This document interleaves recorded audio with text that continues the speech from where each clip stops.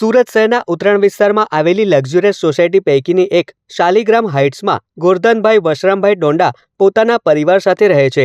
ગત તારીખ 10 એપ્રિલના રોજ બપોરના સમયે જ્યારે ગોરધનભાઈ પોતાના ઘરે આવ્યા ત્યારે તેમણે ઘરના મુખ્ય દરવાજાના હેન્ડલ પર એક થેલી લટકતી જોઈ હતી।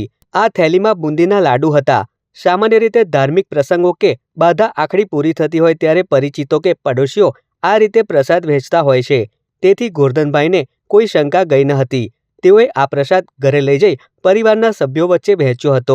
ગોરધનભાઈ પોતે, તેમના પત્ની અને તેમની પુત્રવધુએ આ લાડુ ખાધા હતા। જો કે લાડુ ખાધાના થોડા સમયમાં ત્રણેય સભ્યોની તબિયત એકાએક લથડવા માંડી હતી। તેમને ચક્કર આવવા, ઉલટી થવી અને બેચેની જેવી અસરો વર્તાતા પરિવારમાં ફાળ પડી હતી। જો કે તબિયત વધુ બગડતા તાત્કાલિક અસરથી ત્રણેય વ્યક્તિઓને નજીકની હોસ્પિટલમાં સારવાર અર્થે ખસેડવામાં આવ્યા હતા। હવે ઘટના તો કાલ 3 વાગ્યે બની હતી અને એ લાડુડી મેં ખાધી। લાડુડી ખાધા પછી મને ફેર ચડ્યા અને ત્યાંથી હું બેહોશ થઈ ગયો। એટલે પછી મને ત્યાં દવાખાને લઈ ગયા।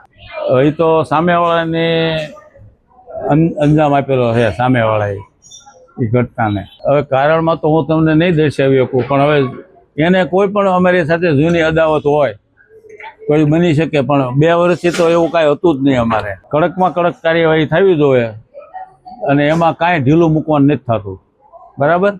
પણ પછી મેં જોયું ને, મારી મમ્મીને એમ કહું છું, મેં વરિયાળી લાગતી નથી ને વરિયાળી જેવો ટેસ્ટ આવે છે કીધું એમ, અને આમ રીતસરની ગોળી ટેબ્લેટ જ।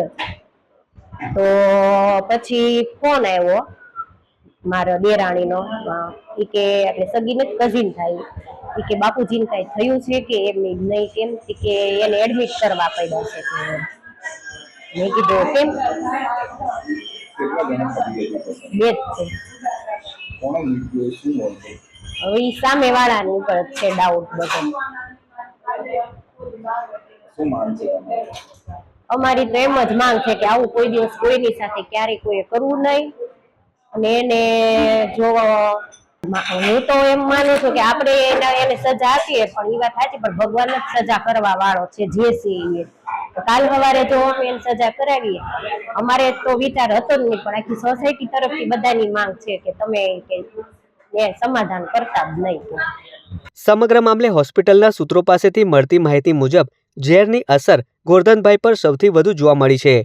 તેમની ઉંમર અને ઝેરના પ્રમાણને જોતા હાલમાં તેમની સ્થિતિ અત્યંત નાજુક હોવાનું જણાવાયું છે અને તેઓ જીવન મરણ વચ્ચે ઝોલા ખાઈ રહ્યા છે, જ્યારે અન્ય 2 સભ્યોની સ્થિતિ હાલ સ્થિર છે, પરંતુ તેઓ તબીબોના સઘન નિરીક્ષણ હેઠળ છે।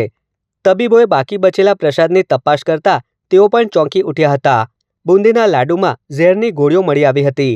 આ પુરાવાએ સ્પષ્ટ કરી દીધું હતું કે આ કોઈ અકસ્માત કે ફૂડ પોઈઝનિંગનો કિસ્સો નથી, પરંતુ પૂર્વ આયોજિત કાવતરું અને હત્યાની કોશિશ છે। તો બીજી તરફ ગંભીરતાને જોતા ઉત્તરાયણ પોલીસ તાત્કાલિક હરકતમાં આવી હતી। પોલીસે સીસીટીવી ફૂટેજના આધારે 5 જેટલી શંકાસ્પદ વ્યક્તિઓની ઓળખ કરી તેમની કડક પૂછપરછ હાથ ધરી છે। એમણે પણ આ પ્રસાદી જે છે એ લીધી હોવાથી એમને પણ તેની અસર થાય છે અને એમની હાલત પણ ખરાબ થતા પરિવારના જે સભ્યો ઘરે હાજર હોય છે એમના દ્વારા એમને પણ કતારગામની કિરણ હોસ્પિટલ ખાતે જે છે એ લઈ જવામાં આવે છે, અને ત્યાંથી આ એક બાબત સામે આવે છે કે એક જ પ્રસાદી લીધેલી હોવાના લીધે સસરા અને વહુ એ બંનેની તબિયત ખરાબ થયેલી છે। તો હાલના તબક્કે જે છે એ ઉત્તરાયણ પોલીસ સ્ટેશન દ્વારા જાણવાજોગ જે છે એ દાખલ કરવામાં આવેલી છે, અને આ જાણવાજોગના કામે જે હકીકત મળતા અમારી ટેકનિકલ એનાલિસિસ અને બીજી જે ટીમો છે એ શકમંદ લોકોની જે છે એ તપાસ કરી રહી છે, અને જે મુદ્દામાલ છે આપણી પ્રસાદી જે છે મીઠાઈનું સેમ્પલ એને કબજે કરી અને FSLની અંદર એના પૃથ્થકરણ માટે એનો વિશેષ અહેવાલ આવે કે એની અંદર કયો કન્ટેન્ટ હાજર છે, શું છે હકીકત, એના માટે જે છે એ FSLની અંદર આ જે સેમ્પલ પણ જે છે મોકલવામાં આવ્યા છે, અને બીજા જે પણ શકમંદ લોકો છે એના તમામ એંગલથી જે છે ઉત્તરાયણ પોલીસ સ્ટેશનની ટીમ એ તપાસ કરી રહી છે।